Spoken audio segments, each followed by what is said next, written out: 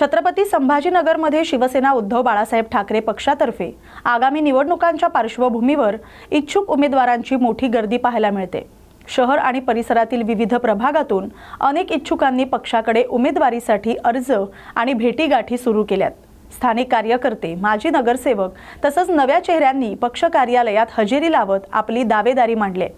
संघटना मजबूत करणं, जनतेशी थेट संपर्क वाढवणं आणि सक्षम उमेदवार देण्यावर पक्ष नेतृत्वाचा भर असल्याचं सांगितलं जातंय। या बातमीचा आढावा घेतलाय प्रतिनिधी प्रवीण खरात यांनी। येवला कृषी अंतर्गत चिंचोडी बुद्रुक इथं साहेबराव किसन खराटे यांच्या वस्तीवर शेतकरी ऑनलाईन महाविस्तार ॲपचं मार्गदर्शन करण्यात आलं। तालुका उपकृषी अधिकारी ए.बी. भगत यांनी महाविस्तार ॲप विषयी शेतकऱ्यांना मार्गदर्शन केलं। यातून शेतकरी पिकावरील फवारणी, कीटकनाशक, बुरशीनाशक, खताचे व्यवस्थापन, पाणी नियोजन, ठिबक सिंचन व्यवस्थापन कसं करू शकतात हे सर्व ऑनलाईन करून घेऊ शकतात। आपल्या शेतात सर्व पिकांचे व्यवस्थित लागवड करून उत्पादन वाढवू शकतात। याचबरोबर जीवामृत बनवणं, काही वनस्पती एकत्र करून कीटकनाशक बनवणं, परसबाग करून निर्जंतुक भाजीपाला पिकवणं तसंच तो खाणं, जेणेकरून शेतकरी वर्गाला बीपी, शुगर, अटॅक, अर्धांग वायूचा झटका येणं अशा रोगापासून मुक्तता होईल असं त्यांनी यावेळी सांगितलं। सर्व शेतकऱ्यांनी शासकीय योजनेचा लाभ घेण्याची विनंती केली। रोजगार हमी योजनेतून नाडेप, विहीर पुनर्भरण, बांधावर वृक्षारोपण, फळबाग लागवड असं ही मार्गदर्शन करण्यात आलंय। या बातमीचा आढावा घेतलाय प्रतिनिधी प्रवीण पाटील यांनी। तुमचं वय आहे 50, 55, 60 वय आहे। तुमच्या आई वडिलांनी तुम्हाला जमिनी दिल्या, तुम्ही खरेदी केल्या असतील। साहेब, आता तुम्ही तुमच्या मुलांना जमिनी देता, तुम्ही जमिनी देताल, परंतु ती प्रॉपर्टी देताना तुम्ही तुमच्या मुलांना नापीक झालेली देताल, काही उपयोग नाही। तो पोरगा कमवणार लाख रुपये, घालवणार 80,000 रुपये, 20,000 रुपये। जर सरासरी विचार केला तर आज शेतकरी जो मजूर आहे, शेतमजूर, तो शेतकऱ्याला पुढे आहे, त्याला घेणं देणं नाही। घरातली 2 व्यक्ती जर कामाला गेलं, बाईला 400 रुपये, गाड्याला 600 रुपये, 1000 रुपये तो घेऊन येतो। सरासरी त्याच्या महिन्याचा जर विचार केला एका माणसाचा, म्हणजे एका कुटुंबाच्या त्या दोघांचा, तर ते 30,000 रुपये एकत्र बाजाराची सुट्टी दर सोडून द्या, तो 25,000 रुपये कमवतो महिन्याला। 12 महिन्याचा विचार केला तर तो 3 लाख रुपये कमवतो, ते दोघं नवरा बायको। तुम्ही घरामध्ये तुमचा विचार करा, तुमच्या शेतामध्ये जर तुमच्या घरातली 6 माणसं 4 माणसं राबत असतील, त्या 2 माणसांनी 3 लाख कमवल्या, तुमची 2-4 माणसं जर घरात असतील, तर आई वडील, मुलगा, सूनबाई हे 4 माणसं आहेत। 4 माणसाचे तुमचे 6 लाख बॅलन्स पडतात, केवढे मला सांगा, करा गणित करा। जर 6 लाख बॅलन्स पडत असतील, जर 6 लाख बॅलन्स पडत असतील तर तुम्ही मजूर आहात। कोण? मजूर आहात। आणि तुम्ही जर त्याच्यापेक्षा जास्त जर बॅलन्स पाडत असताल तर तुम्ही शेतकरी आहात, बरोबर ना? कारण त्या माझा मजूरही कुटुंबातल्या 2 माणसं वर्षाला 3 लाख कमवतोय आज। पुन्हा आमच्या भरपूर योजना आहेत, अन्नधान्य फुकट आहे, PM किसान आहे, आमची नमो योजना आहे, त्याचे ते वेगळेच आहे, ते तुम्हाला मिळतात, त्यांनाही मिळतात। छत्रपती संभाजीनगरमध्ये न्यूज मराठी 24/7च्या बातमीचा इम्पॅक्ट पाहायला मिळाला।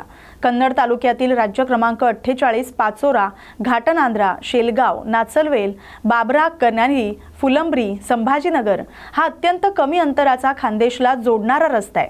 त्यामुळे या रस्त्यावर वाहनांची मोठी वर्दळ असते। मात्र चौफुली फाटा ते डोंगरगाव फाटा अंदाजे 1.5 ते 2 किलोमीटर रस्त्यामध्ये जीवघेणे खड्डे तयार झाले होते। यामुळे वाहनधारक त्रस्त झाले। रोज छोटे मोठे अपघात होत असतात।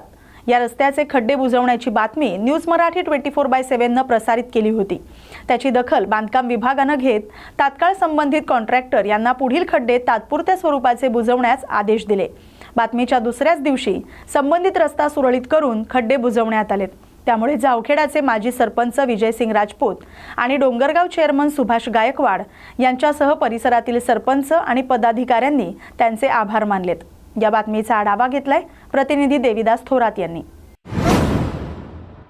एटापल्ली येथील स्टेट बँक ऑफ इंडिया शाखेत मध्यरात्री अज्ञात चोरट्यांनी थरार माजवला।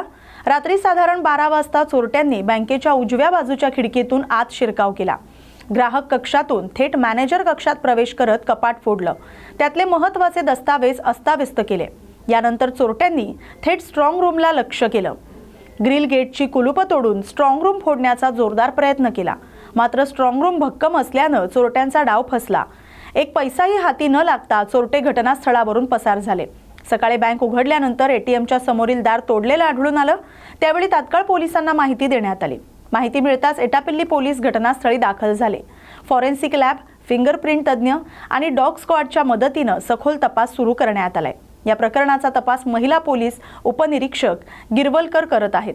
या बातमीचा आढावा घेतलाय प्रतिनिधी तेजस गुज्जलवार यांनी। गडचिरोली जिल्ह्यातील एटापल्ली इथं पार पडलेल्या तालुकास्तरीय बालकला आणि क्रीडा संमेलनावरून वाद निर्माण झालाय। या शासकीय कार्यक्रमात प्रोटोकॉल डावलून राजकीय हस्तक्षेप झाल्याचा गंभीर आरोप काँग्रेस नेते प्रज्वल नागुलवार यांनी केलाय। काँग्रेस नेते प्रज्वल नागुलवार यांनी एटापल्ली येथील शासकीय विश्रामगृहात पत्रकार परिषद घेतली।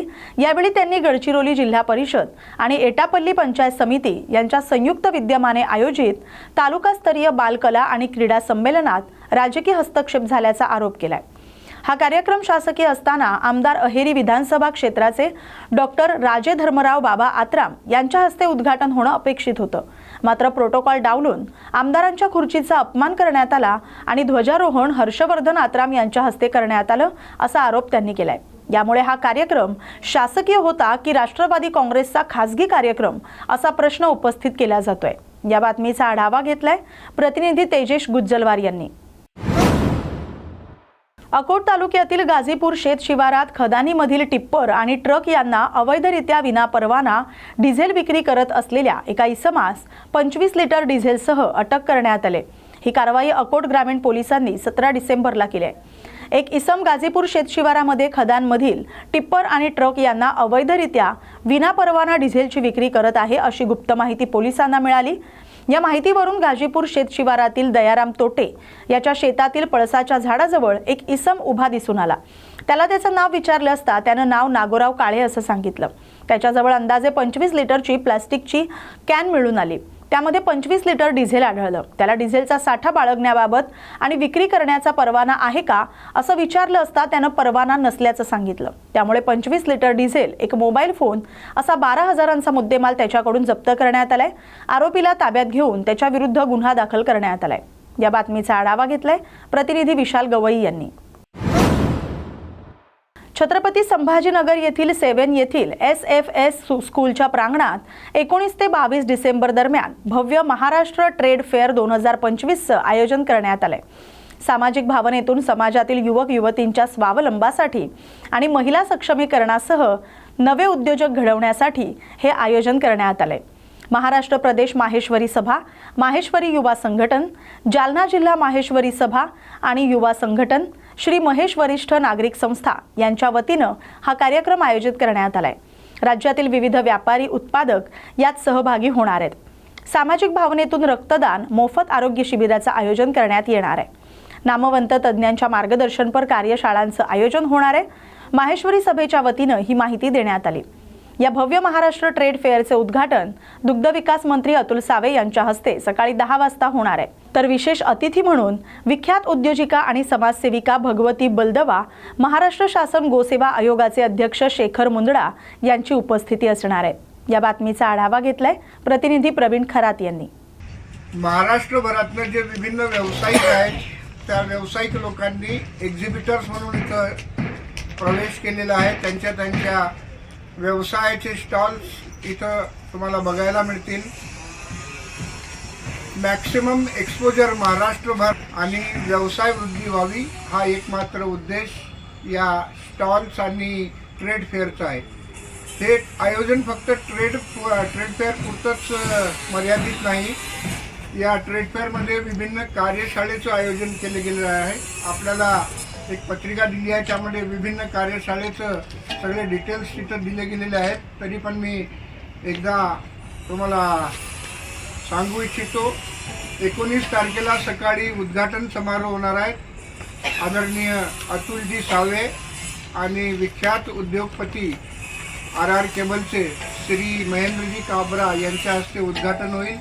हैदराबादच्या विख्यात उद्योजिका भगवतीजी बलदवा यांच्या प्रमुख आतिथ्यामध्ये विविध जे अतिथी लोक आहेत त्या लोकांच्या उपस्थितीत हा कार्यक्रम 19 तारखेला सकाळी होईल। अद्रक काढणीसाठी बदनापूर तालुक्यातील चिखली येथून टेंभुर्णीकडे राजूर मार्गे येणाऱ्या मजुरांची वाहतूक करणाऱ्या टेम्पोचा अपघात झालाय। यामध्ये टेम्पो आणि स्कूटीची धडक होऊन स्कूटी चालक रमेश जाधव जागीच ठार झाले, तर मजुराचा टेम्पो पलटी झाल्यानं टेम्पोतील मध्य प्रदेशमधील 18 मजूर जखमी झालेत। त्यांच्यावर टेंभुर्णी येथील ग्रामीण रुग्णालयात प्राथमिक उपचार करून पुढील उपचारार्थ जालना इथं हलवण्यात आले। 2 जणांची प्रकृती गंभीर असल्याची माहिती मिळाली आहे। या प्रकरणी पोलिसांनी अपघाताची नोंद केली आहे। या बातमीचा आढावा घेतलाय प्रतिनिधी विष्णू मगर यांनी। अकोला जिल्हाधिकारी कार्यालय 4 किलो RDXनं ब्लास्ट करून उडवून देण्याचा धमकीचा ईमेल मिळाल्यानं आज शहरात एकच खळबळ उडाली। धमकी मिळताच प्रशासन आणि पोलीस यंत्रणा तात्काळ अलर्ट मोडवर आली। जिल्हाधिकारी कार्यालय परिसर खाली करण्यात आला। कडेकोट पोलीस बंदोबस्त तैनात करण्यात आलाय। बॉम्ब शोधक आणि नाशक पथक, शांतता पथक तसंच सायबर सेल मार्फत कसून तपास सुरू असून नागरिकांच्या सुरक्षिततेसाठी संपूर्ण परिसर पिंजून काढला जातोय। प्रत्येक हालचालीवर बारकाईनं लक्ष ठेवण्यात येते। परिस्थिती नियंत्रणात आल्याचं पोलिसांकडून सांगण्यात आलंय। आज या ठिकाणी कलेक्टर ऑफिसला एक मेल आला, ज्याच्यामध्ये त्या मेलमध्ये 4 किलो RDXनी कलेक्टर ऑफिसला ब्लास्ट होईल अशा पद्धतीचा एक मेसेज होता आणि दुपारी 2 वाजेपर्यंत सदरची इमारत ही रिकामी करून घ्यावी अशा पद्धतीने त्यात सांगितलेलं होतं। त्या अनुषंगाने माननीय SP sir, additional SP sir आणि त्यांनी सूचना केल्याप्रमाणे मी स्वतः ॲडिशनल SP सर पण या ठिकाणी आले होते। आम्ही BDDSला सूचना दिली, BDDSची टीम या ठिकाणी आली, आमच्या डिव्हिजनचे 4 प्रभारी अधिकारी, RCP असा पूर्ण बंदोबस्त या ठिकाणी आला। संपूर्ण इमारत आम्ही रिकामी करून घेतली आणि त्यानंतर BDDSनी ही पूर्ण इमारत सर्च केलेली आहे। सर्च केल्यानंतर त्या ठिकाणी त्यांना कुठल्याही प्रकारची संदिग्ध वस्तू अशी मिळून आलेली नाहीये। याबाबतची माहिती आम्ही ATSला सुद्धा दिलेली आहे आणि आज अशी माहिती आहे की महाराष्ट्रामध्ये इतर ठिकाणी सुद्धा अशा प्रकारचा मेल आलेला आहे। तर या ठिकाणी आता आम्ही इमारत सर्च केल्यामुळे कुठल्याही संदिग्ध माहिती या ठिकाणी मिळून आली नाही। इमारत आता आम्ही कलेक्टर ऑफिसला हँडओव्हर केलेली आहे। मुंबई नाशिक महामार्गावर पुलावर झालेल्या अपघातामुळे वाहतूक कोंडी झाली। वाहतूक कोंडीमुळे ठाण्याच्या दिशेनं आणि नाशिकच्या दिशेनं जाणाऱ्या मार्गावर ही वाहतूक कोंडी झाली। वाहनांच्या लांबच लांब रांगा लागल्याचं दिसतंय। 4 ते 5 किलोमीटर पर्यंत वाहतूक कोंडी झाली। वाहतूक कोंडी सोडवण्यासाठी वाहतूक पोलिसांनी प्रयत्न केलेत। या बातमीसोबतच बातम्या गावाकडच्या मध्ये आता इथेच थांबतोय। अशाच महत्त्वाच्या बातम्यांसाठी पाहत राहा न्यूज मराठी 24/7। नवा भारत, नवा विचार।